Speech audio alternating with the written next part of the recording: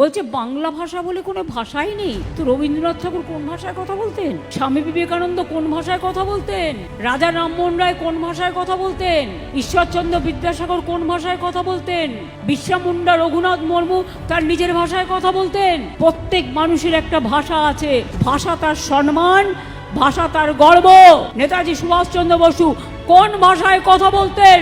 আর বলছে বাংলা বলে কোনো ভাষাই নেই। অপদার্থগুলো, এর জন্য আমরা দুঃখিত, আমরা মর্মাহত, আমরা শোকাহত, আমরা স্তম্ভিত। আজকে মানুষের উপর অত্যাচার হচ্ছে বাংলার। প্রায় 2000 সামথিং আমরা ফিরিয়ে এনেছি। গুরগাঁওতে জেলে রেখে দেওয়া হয়েছে, ক্যাম্পে, ডিটেনশন ক্যাম্প। আসামে রেখে দেওয়া হয়েছে। রাজস্থানে অত্যাচার চলছে। মধ্যপ্রদেশে একটা ট্রাইবেল গার্ল, তার বাড়ি মালদায়, তাকে নিয়ে চলে গেছে, বাংলাদেশে পাঠিয়ে দিয়েছে। দলিতদের উপর অত্যাচার চলছে। ইলেকশনের আগে এসে বলবে এই নাও টাকা নাও আর আমাকে ভোট দাও। সব দেবেন, নিজের ঠিকানা দেবেন না। সব দেবেন, নিজের ভাষা দেবেন না। সব দেবেন, নিজের অস্তিত্ব দেবেন না। অস্তিত্ব যদি চলে যায়, সব চলে যায়। এটা একটা ডাবল ইঞ্জিন সরকারের চালাকি চলছে, চক্রান্ত। মানুষের নাম বাদ দিয়ে তাদের বাংলাদেশে পাঠিয়ে দেওয়া।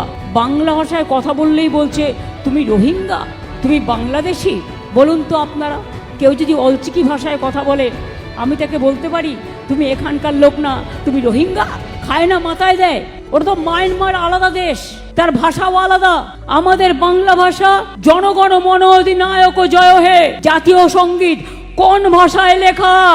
বাংলা ভাষা। নিজের ভাষায় কথা বলাটা অপরাধ। যদি কেউ মনে করে বাংলা ভাষায় কথা বললে বাংলাদেশি বলে দেওয়া হবে। যারা বাংলাদেশ থেকেও এসছে আইনত মেনে ইন্দো বাংলাদেশ যুদ্ধের পরে, তারাও ইন্ডিয়ান সিটিজেন।